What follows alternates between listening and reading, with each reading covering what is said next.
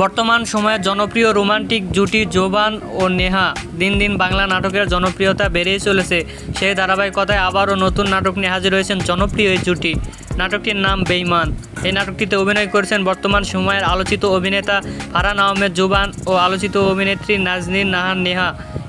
এই নাটকটি রচনা ও পরিচালনা করেন আতিক সাজিব। নাটকটি খুব শীঘ্রই জি সিরিজের ইউটিউব চ্যানেলে প্রকাশিত হবে। আপনারা দেখতে চাইলে অবশ্যই জি সিরিজের ইউটিউব চ্যানেলে চোখ রাখুন এবং নিয়মিত নতুন নতুন নাটকের আপডেট পেতে হলে অবশ্যই চ্যানেলটিকে সাবস্ক্রাইব করে রাখুন এবং পরবর্তী ভিডিওর জন্য অপেক্ষা করুন।